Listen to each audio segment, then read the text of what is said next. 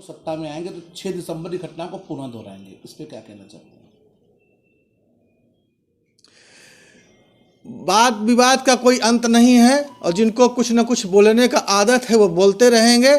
सच्चाई ये है कि 450 वर्ष तक हमने इस वेदना को सहा है और सनातन सम्मान को, भारत की अस्मिता को आघात पहुंचाने के लिए ही अयोध्या, मथुरा और काशी में जो कुछ भी है छेड़खानी हुई थी, वो सम्मान को ठेस पहुंचाने के लिए ही हुई थी।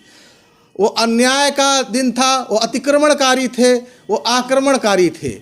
और हमारे जो यहाँ मुसलमान रह रहे हैं वो भारतीय मुसलमान हैं और भारतीय मुसलमानों को अपनी सीमा, अपनी मान मर्यादा का ख्याल रखना चाहिए। उन्हें उन आक्रमणकारियों को अपना आदर्श नहीं मानना चाहिए। तो जिस तरह से पहला फैसला आ गया कि अब ज्ञानवापी मस्जिद में पूजा शुरू हुई, क्या लगता है कि आगे भी आप लोगों की जीत होगी? जीत सत्य की होगी, जीत न्याय की होगी। जो असलियत है उसकी, सच्चाई की जीत होगी। और असलियत यही है कि काशी बाबा विश्वनाथ का और मथुरा श्री कृष्ण का और अयोध्या में प्रभु विराजमान हो ही चुके हैं। तो गुरु जी, जिस तरह से आप पहली बार बनारस पहली बार आए, काशी विश्वनाथ मंदिर गए, कॉरिडोर देखा, कैसा लगा आपको? बहुत मन आनंदित हुआ।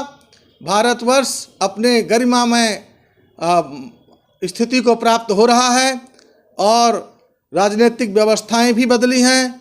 हमारे जो सरकार के कर्ता धर्ता हैं, मुख्यमंत्री योगी आदित्यनाथ जी, प्रधानमंत्री माननीय नरेंद्र मोदी जी, उनका जो रुझान है, जो उत्सुकता है हर एक भारतवासी को सुखी करने का, उनको भौतिक सुख देने का, उनके आध्यात्मिक और धार्मिक मान मर्यादाओं की रक्षा करने का, उसमें अब देश आगे बढ़ रहा है और चारों ओर खुशहाली है। प्रभु श्री राम विराजमान हो गए हैं। तब से मेरा ऐसा एहसास है कि त्रेता युग आ गया है। इस कलयुग में त्रेता युग का आगमन हो गया है और सब जगह राम राज्य का जो झलकियां हैं वो अभी देखने को मिलेंगी और मिलती जाएंगी। धन्यवाद।